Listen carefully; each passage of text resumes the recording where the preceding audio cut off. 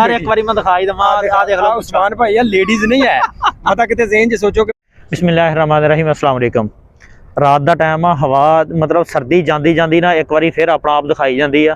तो समंदर के किनारे आ, सामने समंदर आ, तो मैं समंदर के किनारे निकलिया सी ते किनारे ते ना इधर नूं वैसे ही निकलिया सीगा खाना छाना खा के वाक करन वास्ते। तो इत्थे भाई हुण मैनूं मिल गए बैठे, तो इहनूं पुछदे की कर की रहा इत्थे इस टाइम ना, आ कोई टाइम है भला इत्थे आके बहण दा?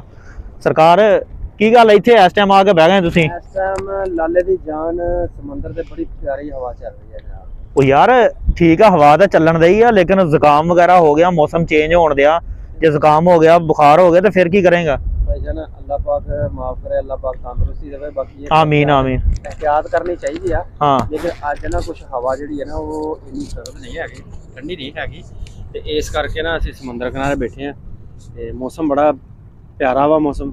तो बाकी उस्मान भाई तुसीं अज किधर है इस टाइम इधर नूं आ गए? यार मैं ना खाना खाता सीगा, खाना खा के ना तो मैं निकलिया सी, मैं कहा चलो जाके थोड़ी वाक शाक करते हैं, क्योंकि मैं अरे कल ना टेस्ट करा के आया। ते डॉक्टर ने मैनू कहा कि तू ना अपना मतलब जी रूटीन है ना वाक की कम से कम ये अपनी जारी रखनी आ। तो खाना छाना खा के मैं निकलिया सी, मैं कहा चलो वाक शाक करते हैं। तो वाक इधरों वैसे निकलिया सीगा, तो मैं कहा इधर नूं वाक करते हैं, नाले थोड़ा जिहा खाना छाना खादा सीगा। ते अगर तुसीं बैठे दे नज़र आ गया। मैं की मसला बनया सीगा जेड़ा ते सानू डॉक्टर को दवाई लेनी पै गई है? खैरियत सीगी तबीयत? हाँ खैरियत सीगी। ते मैं अपना गया सीगा कोलेस्ट्रोल दे सीगे टेस्ट वगैरह। अच्छा अच्छा। ने मैनू कहा सीगा कि शुगर वगैरह चेक करवानी आ। अच्छा ते अच्छा। आ भाई दे नाल हुण मैं बह ही गया, मैं कहा बह के गलबात कर लेने आ। ते ओ ना मतलब कि एक डाउट सीगा कि मतलब डॉक्टर ने कहा कि चेक करा लै, शायद हो सकदा कि शुगर वगैरह जिहड़ी है ना वो होवे ना। ते लेकिन अल्हम्दुलिल्लाह के शुगर जिहड़ी है ना लेवल ते सी गई, मतलब कि नहीं है। कह लो डॉक्टर ने कहा कि एहतियात जरूरी आ, मतलब कि अपना वाक वगैरह या अपनी खाण दी रूटीन या सलाद वगैरह या इस तरह दी चीज़ां ना अपनी रूटीन च रखो। तो लेकिन है नहीं गी, आने वाले वक्त च हो सकदी आ। लेकिन उस्मान भाई ये शुगर होने की वजह की बनती है? यार मैं ना एक डॉक्टर दा सुनन दिया सीगा, ते असीं कहने आ कि शुगर जिहड़ी है ना मिठे नाल हुंदी आ, लेकिन शुगर मिठे नाल नहीं हैगी, ये डॉक्टर भी कहंदे आ। बिल्कुल। वो कहने कि सब तो ज़्यादा जिहड़ी शुगर है ना वो हैगी है इहदे विच अपना रोटी दे विच, रोटी ते आलू च। अच्छा अच्छा, रोटी च रोटी आलू हाँ, आलू ये इस चीज़ का सानू भी नहीं सी पता। ये तो मैं डॉक्टर दे कोल गया, तो मैनू डॉक्टर ने दस्सिया कि यार शुगर जिहड़ी है ना, तुसीं जिहड़े गलत फहमी है तुहाडी कि शुगर जिहड़ी तुहानूं मिठे नाल या चीनी नाल हुंदी आ। अच्छा अच्छा। ये कहंदा शुगर इहदे नाल इस चीज़ नाल नहीं हुंदी। ते तुसीं की कहने आ?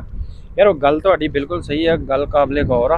हाँ। ते बाकी ये कि मिठियां चीज़ां जिहड़ियां वो भी बंदे नूं ना एक लिमिट दे हिसाब नाल खाणियां चाहीदियां वा। ये नहीं जरूरी नहीं हैगा कि तुसीं ना ज़्यादा मिठियां चीज़ां इस्तेमाल करी जो, ते परहेज़ भी करना चाहिए वा। रोटी जिहड़ी ओह मेरे ख्याल दे मतलब खाने तो बाद असीं जेह्ड़ा लेट जाने वाक वूक नहीं करदे ਉਹਦੇ ਨਾਲ भी मसला बन जांदा वा। सब तो वड्डा डॉक्टर ने भी यही गल कही आ।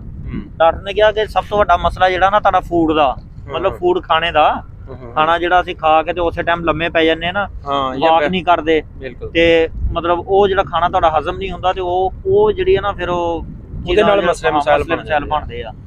ਤੇ ਯਾਰ ਇਹ ਤਾਂ ਗੱਲ ਤੇਰੀ ਬਿਲਕੁਲ ਠੀਕ ਆ। ਬਾਕੀ ਵਾਕ ਜਿਹੜੀ ਹੈ ਨਾ ਸਵੇਰ ਦੀ ਵਾਕ ਜਿਹੜੀ ਕਰਨੀ ਚਾਹੀਦੀ, ਬਲਕਿ ਸ਼ਾਮ ਨੂੰ ਵੀ ਯਾਰ ਨਾ ਮੇਰਾ ਖਿਆਲ ਕਹਿੰਦਾ ਕਿ ਸ਼ਾਮ ਨੂੰ ਵੀ ਬੰਦਿਆਂ ਨੂੰ ਨਾ ਥੋੜਾ ਬਹੁਤਾ ਵਾਕ ਕਰਨੀ ਚਾਹੀਦੀ ਹੈ, ਲਾਜ਼ਮ ਕਰਨੀ ਚਾਹੀਦੀ ਹੈ। ਬਿਲਕੁਲ। ਇਹ ਤਾਂ ਆਪ ਸਰਕਾਰ ਨੇ ਫਰਮਾਇਆ ਨਾ ਕਿ ਤੁਸੀਂ ਸ਼ਾਮ ਨੂੰ ਜਦੋਂ ਖਾਣਾ ਖਾਂਦੇ ਆ ਨਾ, ਖਾਣਾ ਖਾਣ ਤੋਂ ਬਾਅਦ ਤੁਹਾਨੂੰ ਅਗਰ ਕਹਿੰਦੇ ਨਾ ਕਿ ਥੋੜਾ ਬਹੁਤਾ ਵੀ ਵਾਕ ਕਰੇ ਕਰੋ, ਲਾਜ਼ਮ ਕਰੋ। ਬੇਸ਼ੱਕ ਕਹਿੰਦੇ ਸ਼ਾਮ ਦਾ ਖਾਣਾ ਖਾ ਕੇ ਕੰਡਿਆਂ ਦੇ ਵੀ ਚੱਲਣਾ ਪਵੇ ਨਾ, ਹਾਂ ਤੇ ਮਤਲਬ ਵਾਕ ਜਿਹੜੀ ਉਹ ਸ਼ਾਮ ਦੀ ਵਾਕ ਜਿਹੜੀ ਨਾ ਉਹ ਜ਼ਰੂਰੀ ਆ। ਤੇ ਉਹਦਾ ਤਾਂ ਐਕਸਰਸਾਈਜ਼ ਜਿਹੜੀ ਆ ਉਹ ਭਾਵੇਂ ਸ਼ਾਮ ਆ ਸਵੇਰ ਆ, ਆਪਣੀ ਹੈਲਥ ਦਾ ਖਿਆਲ ਬੰਦੇ ਨੂੰ ਹਰ ਗੇਜ ਰੱਖਣਾ ਚਾਹੀਦਾ ਕਿਉਂਕਿ ਇੱਥੇ ਪ੍ਰਦੇਸ਼ ਦੇ ਵਿੱਚ ਬੈਠੇ ਆ, ਕਿਸੇ ਨੇ ਆ ਕੇ ਨਹੀਂ ਸਾਨੂੰ ਪੁੱਛਣਾ, ਉਹਨਾਂ ਨੇ ਉਦੋਂ ਪੁੱਛਣਾ ਯਾਰ ਤੂੰ ਪਹਿਲੇ ਨਹੀਂ ਸਾਨੂੰ ਦੱਸਿਆ।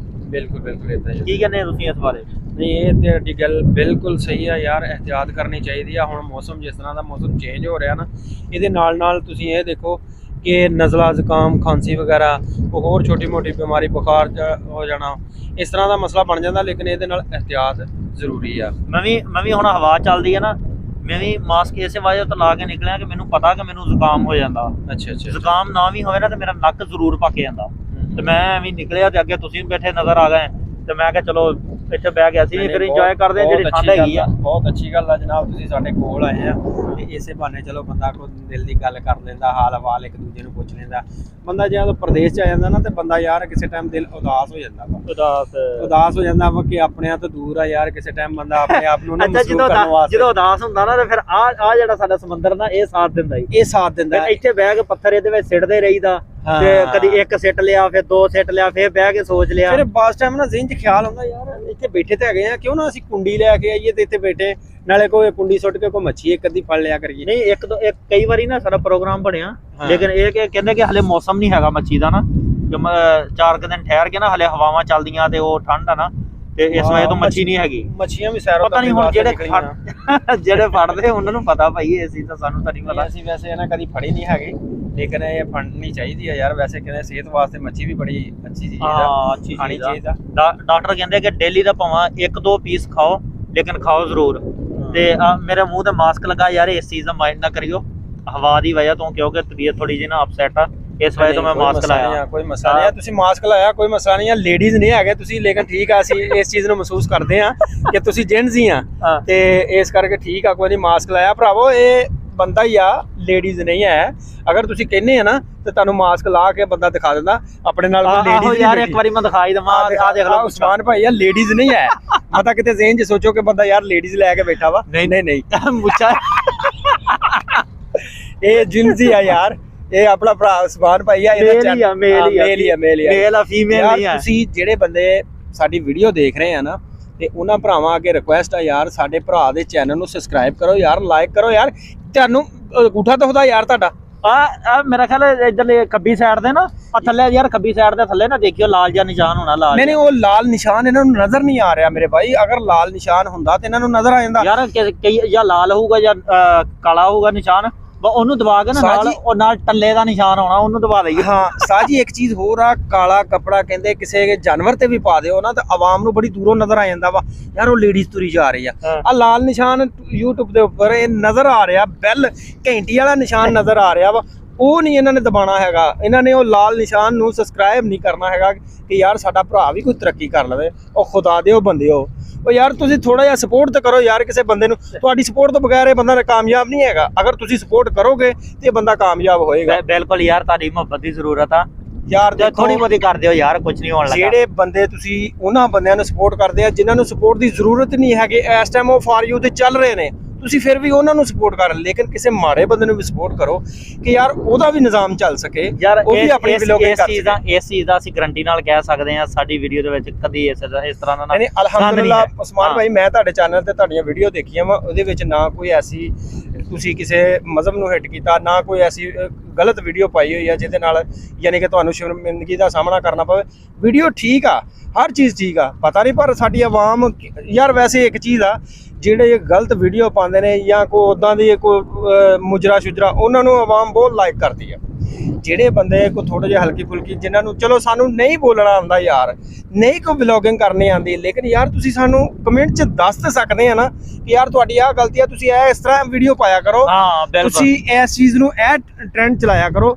ਲੇਕਿਨ ਇਹ ਭਰਾ ਕੀ ਕਰਦੇ ਆ, ਉਹ ਨਾ ਤੇ ਸਾਨੂੰ ਕਮੈਂਟ ਕਰਕੇ ਦੱਸਦੇ ਆ, ਨਾ ਲਾਈਕ ਕਰਦੇ ਆ। ਸਾਨੂੰ ਪਤਾ ਹੀ ਨਹੀਂ ਯਾਰ ਸਾਡੇ 'ਚ ਗਲਤੀ ਕਿਹੜੀ ਹੈ, ਕਮੀ ਕਿਹੜੀ ਆ। ਪਤਾ ਕੀ ਹੈ, ਜਿੰਨੀ ਦੇਰ ਸਾਨੂੰ ਦੱਸੋਗੇ ਨਹੀਂ ਨਾ ਸਾਨੂੰ ਪਤਾ ਨਹੀਂ ਲੱਗਣਾ, ਸਾਨੂੰ ਪਤਾ ਨਹੀਂ ਲੱਗਣਾ। ਇਹ ਚੀਜ਼ ਦੀ ਗਾਰੰਟੀ ਨਾਲ ਕਹਿ ਸਕਦੇ। ਲੇਕਿਨ ਮੈਂ ਇਹ ਕਹਿਣਾ ਵਾ ਕਿ ਯਾਰ ਤੁਸੀਂ ਮੇਰੇ ਭਰਾ ਦੇ ਚੈਨਲ ਨੂੰ ਸਬਸਕ੍ਰਾਈਬ ਕਰੋ ਤੇ ਇਨਸ਼ਾਅੱਲਾ ਆਇੰਦਾ ਨੈਕਸਟ ਵੀਡੀਓ ਦੇ ਵਿੱਚ ਨਾ ਭਰਾ ਫਨੀ ਵੀਡੀਓ ਬਣਾਏਗਾ।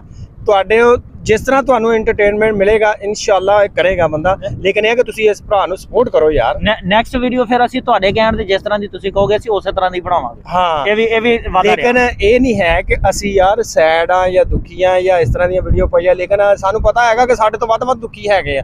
ਲੇਕਿਨ ਯਾਰ ਤੁਸੀਂ ਭਰਾ ਦੇ ਚੈਨਲ ਨੂੰ ਸਪੋਰਟ ਤਾਂ ਕਰੋ ਯਾਰ, ਤੁਹਾਡੀ ਸਪੋਰਟ ਤੋਂ ਬਗੈਰ ਕੁਝ ਨਹੀਂ ਹੈਗਾ। ਸੈਡ ਦੁਖੀ ਵਾਲੀ ਗੱਲ ਨਹੀਂ, ਲੇਕਿਨ ਉਹ ਜਿਹੜੀ ਮਤਲਬ ਕਿ ਸ਼ਾਰਟ ਵੀਡੀਓ ਜਾਂ ਮੈਂ ਇਸ ਤਰ੍ਹਾਂ ਦੀ ਬਣਾਉਣਾ ਨਾ, ਉਹ ਹਾਲਾਤ ਨੂੰ ਮੱਦੇ ਨਜ਼ਰ ਰੱਖ ਕੇ ਬਣਾਈ ਦੀ ਆ। ਨਹੀਂ ਠੀਕ ਆ, ਹਾਲਾਤ ਜਿਹੜੇ ਇਸ ਟਾਈਮ ਜਾ ਰਹੇ ਨੇ ਸਾਨੂੰ ਪਤਾ ਸਾਡੇ ਮੁਲਕੀ ਹਾਲਾਤ ਜਿਹੜੇ ਆ ਉਹ ਬਸ ਜਿਸ ਤਰ੍ਹਾਂ ਦੇ ਵੀ ਆ ਠੀਕ ਆ। ਅੱਲਾਹ ਪਾਕ ਸਾਡੇ ਮੁਲਕ ਨੂੰ ਦਿਨ ਦੁਗਣੀ ਰਾਤ ਚੌਗਣੀ ਤਰੱਕੀ ਦੇਵੇ ਤੇ ਸਾਨੂੰ ਪ੍ਰਦੇਸ਼ 'ਚ ਧੱਕੇ ਖਾਣੇ ਨਾ ਪੈਣ।